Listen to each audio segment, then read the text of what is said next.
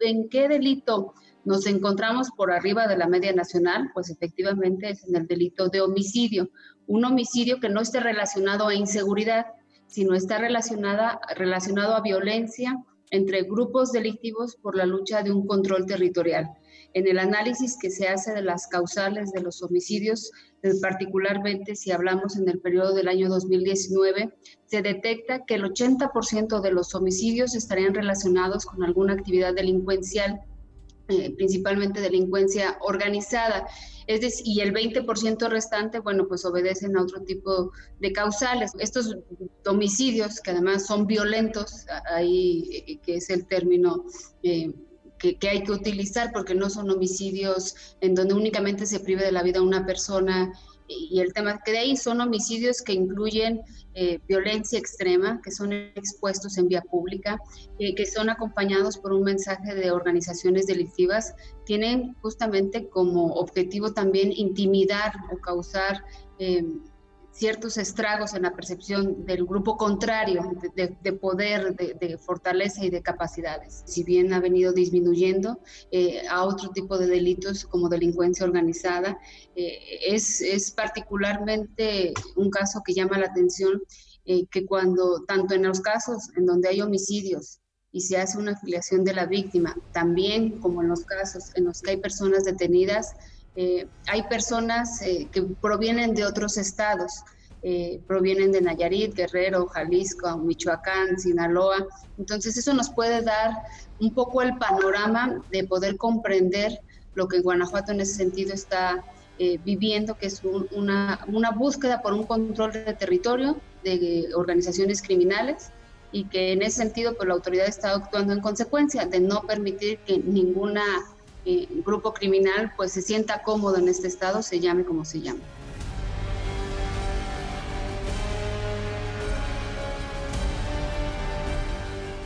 Esta organización inició con el robo al tren. Encontraron en el robo al tren y las mercancías que lleva el tren, que pueden ser lo mismo electrodomésticos, que suministros para la industria automotriz de autopartes. Hay que recordar que Guanajuato tiene 1/3 de los poliductos de todo el país, y lo que ocurre es que migran a otra actividad. Por eso es tan importante realizar detenciones, no para ir tapando flancos, sino para ir eliminando realmente en términos jurídicos, que es poner ante la justicia a quien está cometiendo un delito. Es la importancia de detenerlos, no es dejar ver a qué otra actividad migran.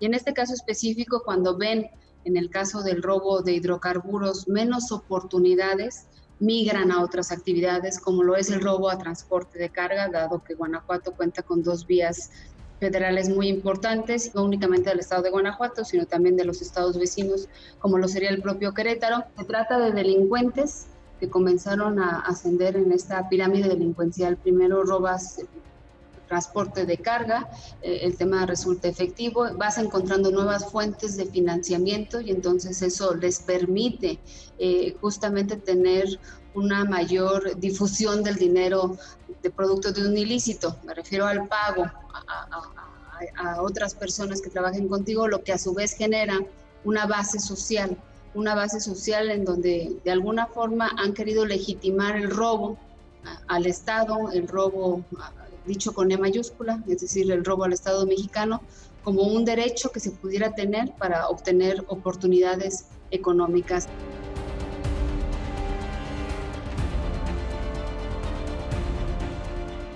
Esta comunidad hace ya más de un año fue una comunidad a la que entró la autoridad estatal y la autoridad federal, y que justamente al despojarlo del control de un territorio, bueno, pues es una de las vías para ir terminando con su capacidad de hacer daño, no solamente al Estado mexicano con el tipo de delitos que mencionamos, sino a la propia ciudadanía, porque además también migraron otro tipo de delitos que afectaron a la ciudadanía, como es la extorsión, un caso que el año pasado se agudizó en el municipio de Celaya, pero que afortunadamente, gracias a la confianza ciudadana, gracias al trabajo de hombres y mujeres dedicados a la seguridad y la procuración de justicia, permitió ir avanzando y detener, hacer fuertes detenciones de probables y presuntos extorsionadores. Yo creo que son un conjunto de varios factores. Por un lado, pues las evidentes condiciones de desigualdad económica que hay en nuestro país.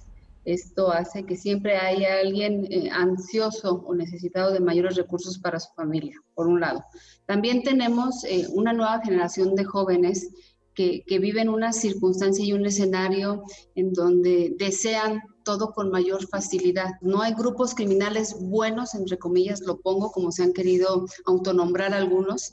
Todos han privado de la vida a personas inocentes, han afectado las libertades ciudadanas y han minado la tranquilidad y paz de los pueblos, municipios, ciudades grandes.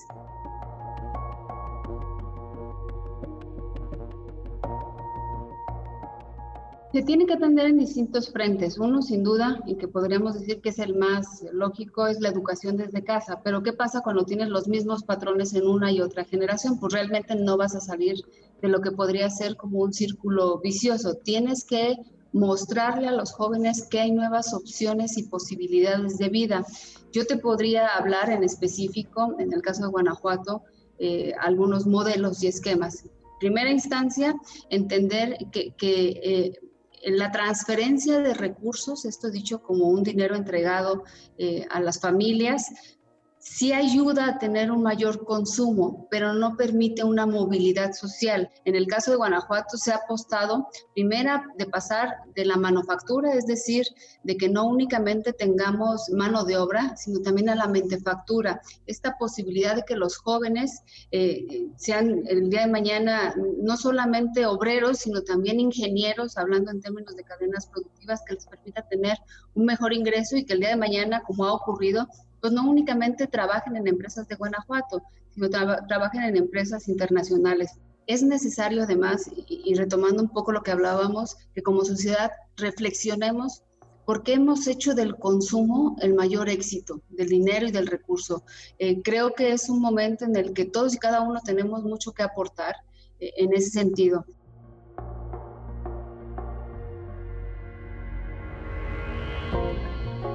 En temas de seguridad, evidentemente, la autoridad estatal es totalmente responsable. La autoridad estatal es responsable de prevenir, atender y procurar justicia, en dado caso, de los delitos, como los que ya comentamos, de alto impacto, que son los que, digamos, son el referente en materia de indicadores. No hay ninguna responsabilidad que se elude.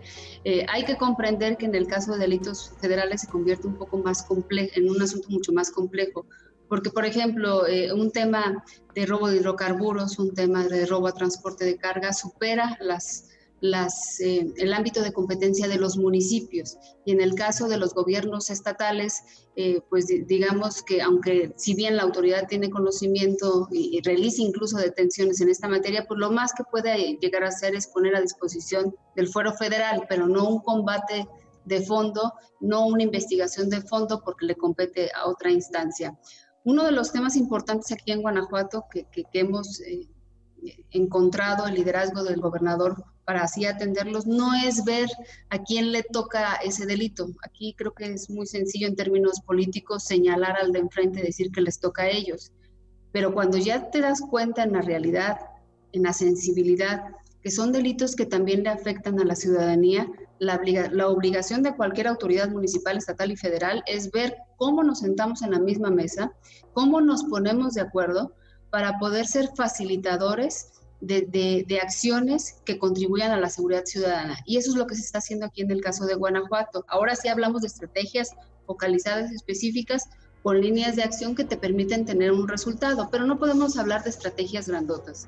Entonces, una de las líneas de trabajo estratégicas, nosotros podríamos hablar en el caso de Guanajuato, es mantener una sana, abierta y de confianza, una coordinación positiva con el gobierno federal y con las fuerzas que aquí se han desplegado. Primero, creo que es un aspecto fundamental que tiene que retomar cualquier autoridad, la inteligencia y la investigación. El hecho de que basemos la lucha contra la violencia en temas de patrullajes y en temas de despliegue, nunca va a ser suficiente. Tiene que ser un tema de inteligencia que permita justamente disminuir los daños colaterales que pudieran existir ante cualquier acción de la autoridad y a la vez, bueno, pues el propio combate al crimen.